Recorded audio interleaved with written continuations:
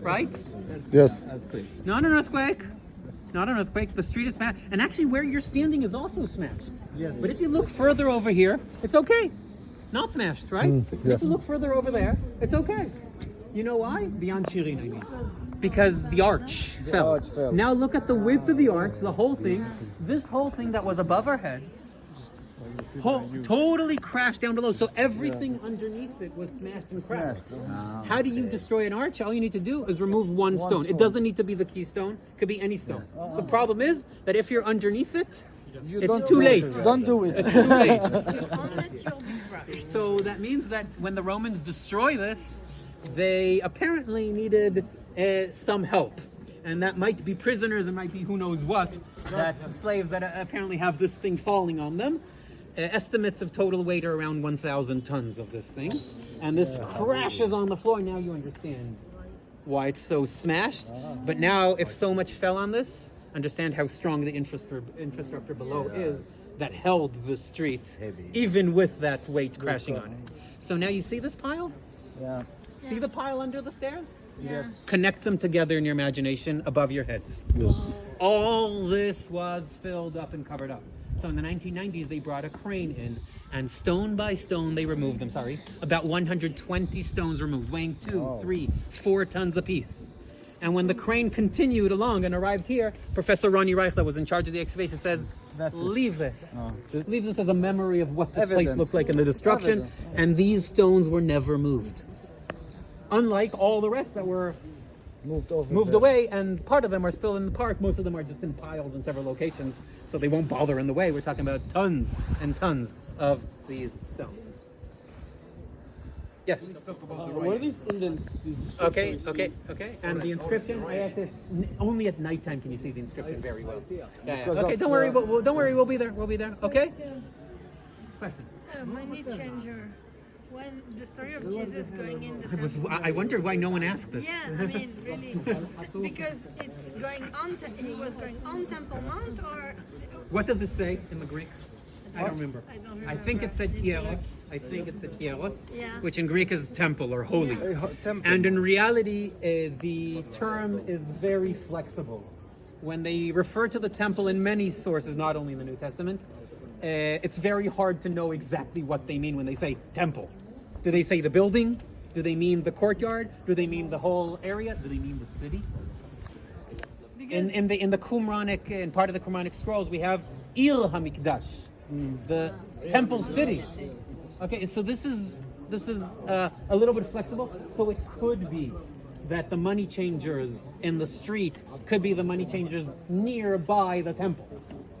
If we want to clear, But inside the temple. also it makes sense. oh, What's inside? everything makes sense with commission. The moment you have commission, don't worry. Okay. What happened when they destroyed the walls of the Temple Mount? Remember, I said the western wall is better preserved because the Romans are pushing the stones down. There's a pile piling up because all these structures are actually holding everything together. Yes. So there's a pile piling up, and about half the height of the wall is preserved. The upper half was thrown down. So apparently the original height got somewhere about 2/3 way up the street. That's apparently the original height, which means the original height was higher than what we see today, and all the renovations done since just added to what existed. And now we have 3 funny channels. Yeah. I'll give you 2 theories. They're 650 years apart.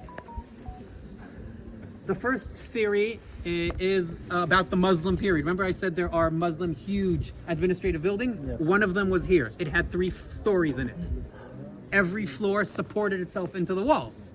And you know what that means?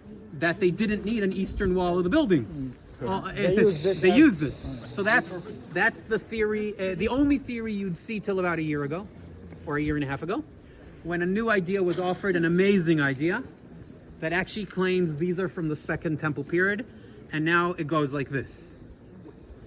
90% of the year, the wind is western wind. For the water, yes. When it rains, it doesn't come down like this, it comes down like this, right? Yes. Okay, so now imagine a wall that's about 30 meters high, with western winds and rain, which means this thing collects all the rain of the city. Yes. Why waste it? Claims an archaeologist from the Tel Aviv University and the Antiquities Authority, Nachshon Zanton is his name. He claims these were original gutters that actually collected all the rainwater that hits the wall. Mizrab. And like it flows. aqueducts. Look how from the upper one there's a spot where it ends. Yes. And then everything Goes will down. flow down to the second that will flow down to the bottom.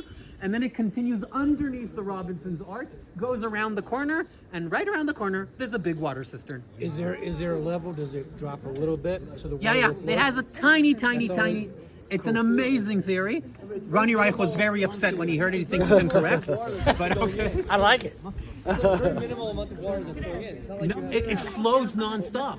water comes from the top and then No. All the rainwater hits the wall. hits the wall. Flows right down the And wall. then just flows down on it. So every 4 meters they put one, and it collects. It's an amazing idea. It mainly because the same idea exists also 250 meters away from us. There's another 2 examples, which really strengthens it.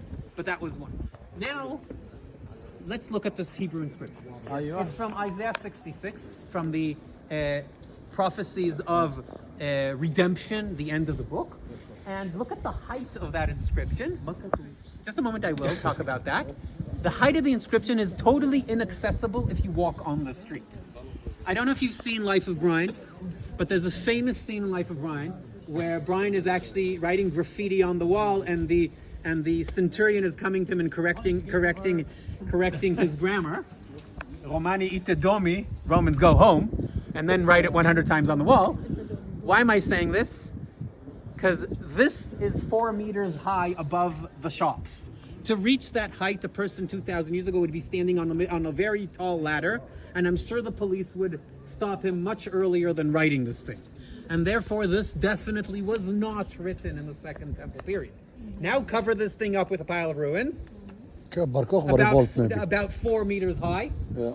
It's much more accessible, right? We don't know when this was written. Theories take us throughout some 800 years in total. We don't know. The inscription is after the destruction into the Middle Ages. We do not know why and who. But what does it say? Uritem v'sas libchem, and you will see, and your heart will rejoice. Ve'atzmotechem kadeshe.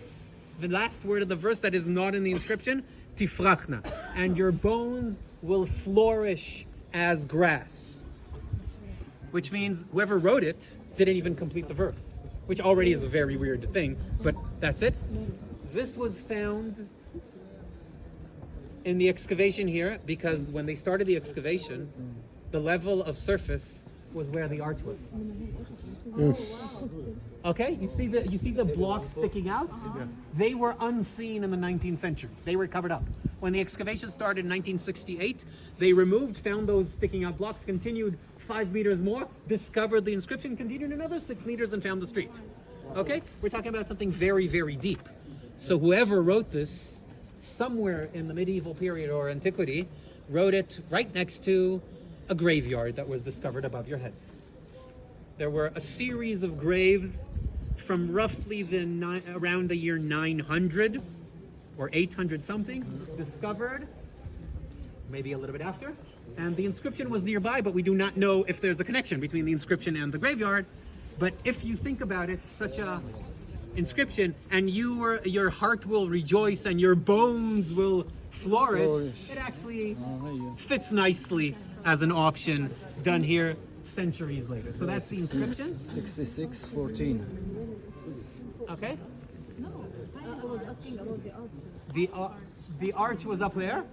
It collapsed, and the inscription was written after in the destruction. It's nicely lit during the day. It's kind of hard to find the inscription. In the evening, it's much easier.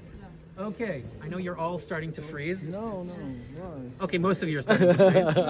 Keep going. Let's go this way.